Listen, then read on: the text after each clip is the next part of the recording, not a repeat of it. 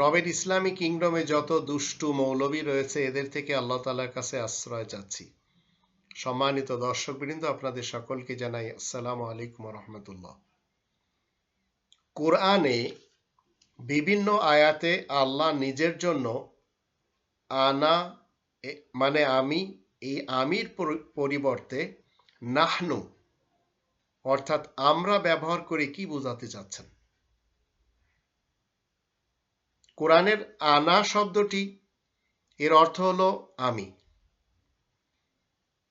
আর নাহনু শব্দটি হলো আমরা। তো অনেক ক্ষেত্রে আল্লাহ আনাও ব্যবহার করেছেন এবং নাহনু ব্যবহার করেছেন। তো আল্লাহ যখন নাহনু বা আমরা শব্দ ব্যবহার করেন তখন তিনি স্বয়ং এবং তার শক্তি সমূহ এবং কোনো না কোনো গুণবাচক নামের অর্থ ব্যবহার করে থাকেন। প্রত্যেক দেশের প্রধানমন্ত্রী নিজ ভাষণে জনতার সামনে বলে থাকেন, আমরা এটা করব, আমরা দেখে নিব। তো এর অর্থ কি? এটা হচ্ছে একটা রাজকীয় বহুবচন, তাই সকল রাজাদের রাজা আল্লাহ নিজের জন্য কখনো নাহনু রাজকীয় বহুবচন ব্যবহার করে থাকেন। 15 নম্বর সূরা আল হিজর এর 9 নম্বর আয়াতে আল্লাহ কি বলছেন? ইন্না নাহনু নাযালনা যিকরা ওয়া ইন্না লাহু লাহাফিজুন। এর অর্থ মূলত আমরা, ইন্না নাহনু। তো অনুবাদের সময় আপনাকে আমাকে বুঝতে হবে, আপনি অনুবাদে আমরা করতে পারবেন না। তো আমি আজ জিকির তথা উপদেশপূর্ণ এই কোরআন সঠিকভাবেই নাজিল করেছি, আর আমি তার হিফাজতকারী, কথা সত্য সুনিশ্চিত।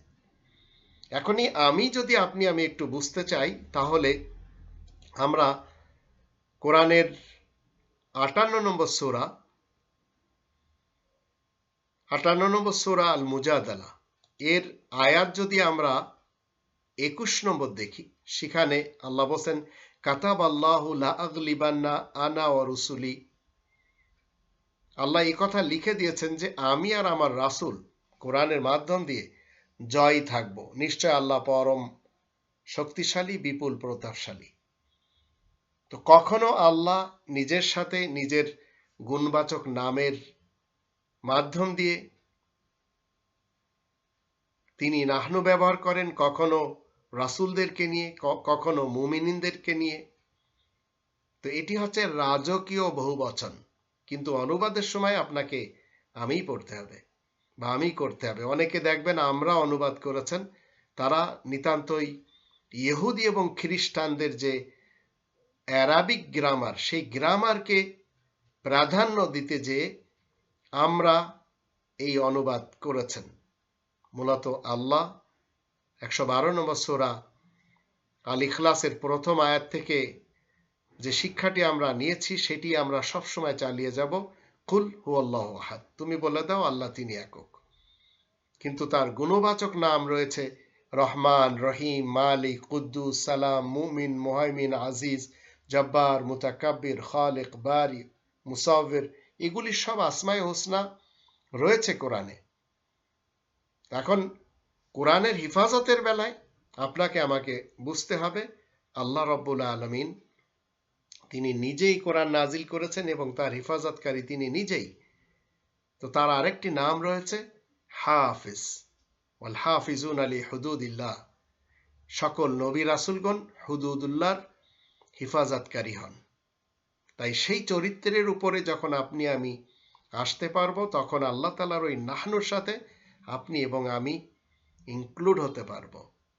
তাই রাজকীয় বহুবচন আল্লাহ তাআলা ব্যবহার করে থাকেন। যেমন একটি দেশের প্রধানমন্ত্রী কি বলেন, আমরাই এই কাজটি করতে পারবো, মানে প্রধানমন্ত্রী তার আমলাদেরকে নিয়ে এই কাজটি করবে। আমরা একটি ব্রিজ তৈরি করতে পারবো, আমরা একটি বড় শিপ তৈরি করতে পারবো। তো মূলত প্রধানমন্ত্রী একা তো করেন না। তো এটি আমাদেরকে সহজে বুঝতে হবে, আর আশা করি বুঝতে কোনো কষ্ট হবে না, কারণ রাজকীয় বহুবচনটা আপনি যদি মানুষের ব্যাপারে, প্রধানমন্ত্রীর ব্যাপারে ব্যবহার হতে দেখেন বা ব্যবহার তারা যখন করতে পারে, তো সকল রাজাদের রাজা হলেন আল্লাহ।